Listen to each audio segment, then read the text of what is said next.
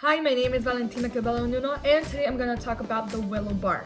The use of willow bark dates to the time of Hippocrates, 400 before Christ, when people were advised to chew on the bark to reduce fever and inflammation. Willow bark has been used throughout the centuries in China and in Europe, and continues to be used today for the treatment of particular low back pains and osteoarthritis, headaches, inflammatory conditions such as tendonitis.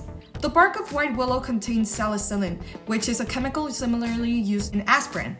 In combination with the herb's powerful anti-inflammatory plant compounds called flavonoids, salicylate is thought to be responsible for the pain-relieving and anti-inflammatory effects of the herb.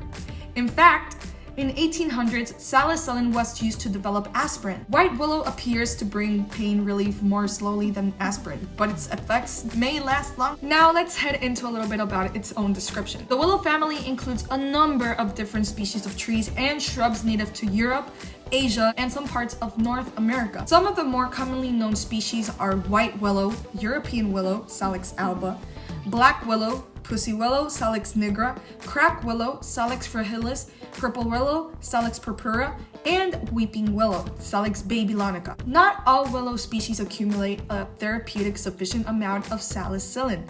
In fact, in one study, the amount of salicylate after 1 and 2 year growth in autumn and spring ranged from 0.08% to 12.6%. By that being said, the willow bark sold in Europe and the United States usually includes a combination of the barks from the white, purple, and crack willows. Now, heading into a more medical approach, the willow bark is usually used to ease pain and reduce inflammations, as I mentioned before. Researchers believe that the chemical salicylate found in willow bark is responsible for these effects.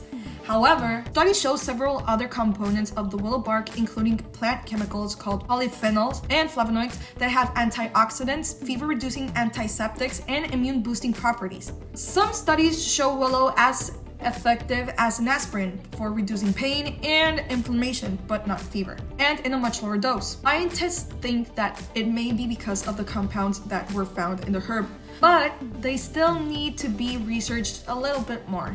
Being that said, because willow bark contains salicylate, people who are allergic or sensitive to salicylates, such as aspirin, should not use willow bark. Some researchers suggest that people with asthma, diabetes, gout, gastritis, hemophilia, stomach ulcers, or with any kind of kidney or liver issues should also avoid willow bark. Also, children under the age of 16 should not be using the willow bark as well due to precautions and side effects that may include with the usage of this plant. Now, with all being said, I would like to conclude this video by saying that this plant has been really interesting to look up to, just because of the fact that it's one of the most common but yet used plants in the entire world. So if you ask me, where would I integrate this within the medical field, in drugs or any kinds of substances, I would say that it should be used in a beneficial way during the drug usage of, for example, aspirin, to increase the possibility of getting less headaches, or inclusive getting less inflammatory symptoms. Being that said, I hope you enjoyed my video and I hope you have a wonderful day.